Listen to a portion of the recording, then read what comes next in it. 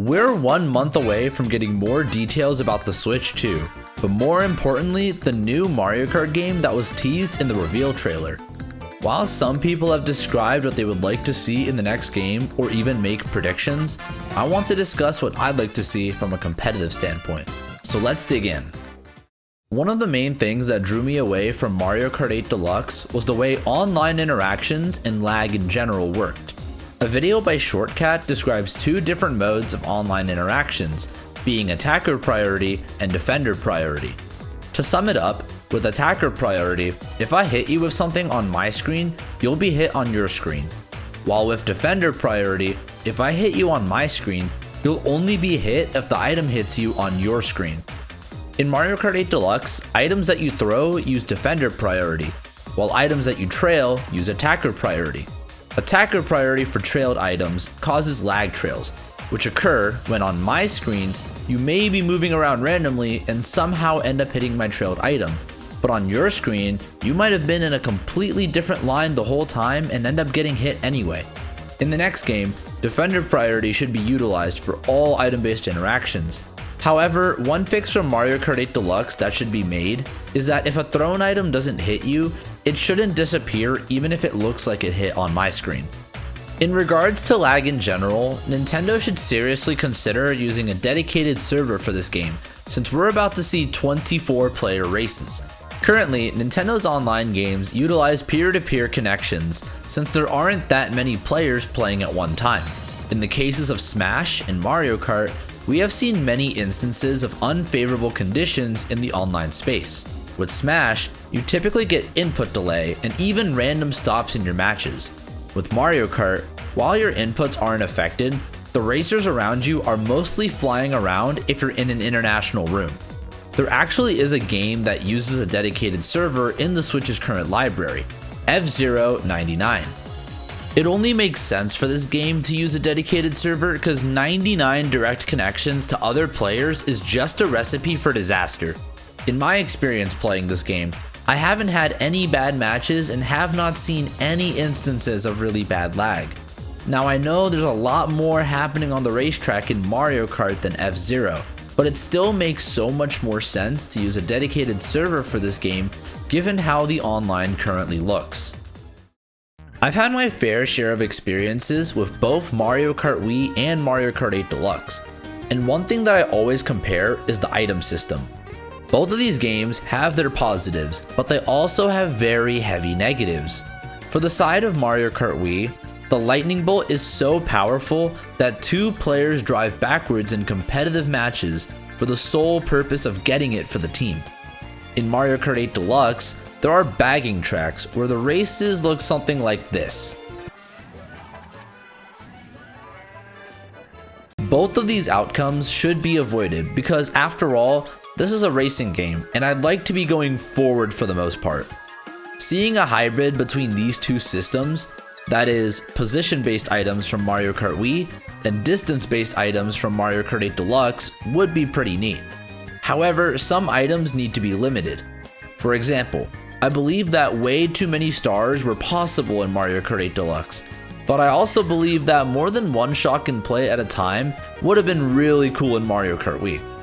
A more specific fix I would like to see when moving from 8 Deluxe to the new game is the dynamic between first place and the rest of the pack.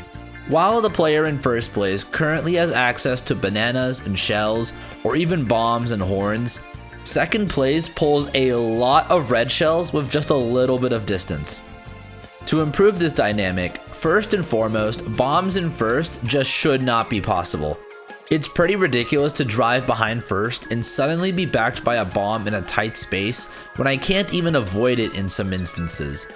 The other thing would be to balance the aggressive items from the rest of the players, like decreasing the chances of red shells in second place, or increasing the probabilities for items in the mid-pack such as the blue shell, but not to the extent that they occurred in Mario Kart Wii. For crying out loud, there was zero cooldown on those things after they hit you. Now, the obvious problem with all these hypotheticals is that 24 players is something that needs to be considered. In that case, I believe it would work to take this 12-player scenario and simply scale it up, with first and last place having their exceptions. Moving away from the items system, there's at least 2 items that I want to see reintroduced in the next game, but also 2 items that I want to see removed. The items I would like to see come back are the POW block and the Thundercloud. Now, I know y'all are gonna hate on me for wanting the Thundercloud back, but having to assess the risk of hitting boxes in a competitive Mario Kart Wii setting is honestly pretty cool and prevents outright item spam. The POW block, on the other hand, can be really effective when used properly instead of just immediately spamming it. Now, I've had a lot of races in my time being ruined by the POW block. Moving on to the items that I want to see removed, first and foremost is the Fire Flower. I have played enough 8 Deluxe to say that this item takes 0 skill and is just not fun or competitive. I don't think anything else needs to be said on that. The next one is an interesting case because I think it can exist on its own, but when combined with the Fire Flower, this just makes things way too spammy. I kinda want to get rid of the Boomerang.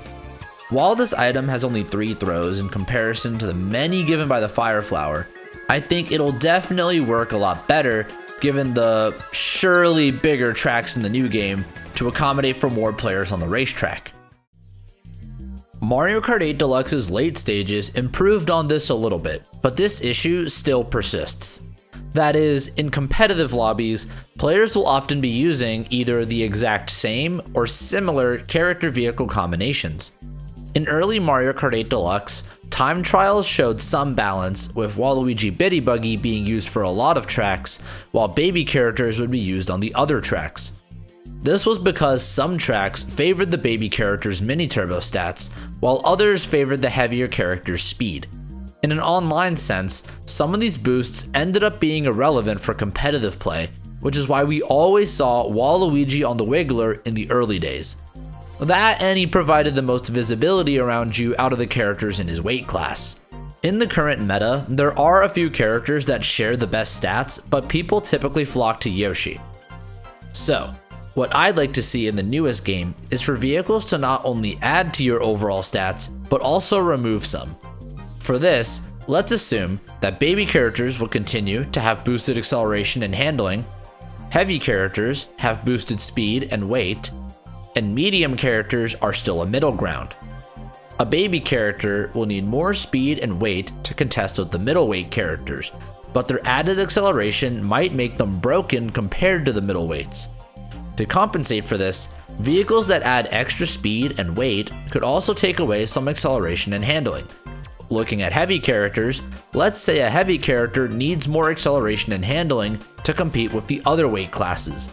The vehicles that add more acceleration and handling could reduce the overall speed and weight of the combo, which will balance out the stats when considering other characters. Now, there's no way for sure to know which stats will end up being the most important, so I can definitely see some flaws in this system if speed becomes the most important again, like in Mario Kart 8 Wii U. However, in the case of Mario Kart 8 Deluxe, where multiple stats are important in the overall combo, I can see this system working. This way, different characters can have their own optimal combos to compete at the highest levels, while providing different driving experiences based on these stats. The Mario Kart community has been responsible for hosting many tournaments since the Mario Kart Wii days. They've even gotten to the point of hosting LAN tournaments around the United States for Mario Kart 8 Deluxe. However, in recent years, Nintendo has hosted numerous official competitive events for the game around the world. While their online qualifier events have received a lot of criticism from the competitive community for their actual competitive value, it was extremely surprising to see Nintendo begin taking efforts to promote the competitive side of one of their most popular games ever. With this in mind, I think there's a lot of potential for a new Mario Kart game to make it to levels as big as Super Smash Bros. But a lot of things need to be done right with both the competitive community and Nintendo themselves in order to have a chance at a large-scale competitive future. This new game will be the Mario Kart community's chance to show off the results of years of effort bringing people together who share a love for competing in this party game, and also to bring in new talent to help grow the new game. Ideally, Nintendo should work with people from the community to continue hosting events while improving their formats based on feedback they might receive from the competitors who end up playing in the in-person championships.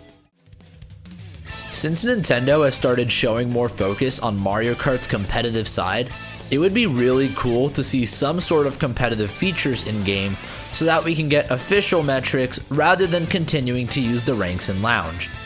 Don't get me wrong, the ranks in Lounge are typically a good way to assess who the best players in the world are, but they are still decided by the community. We've seen a lot of other games cater to the competitive side while still continuing to support the casual side.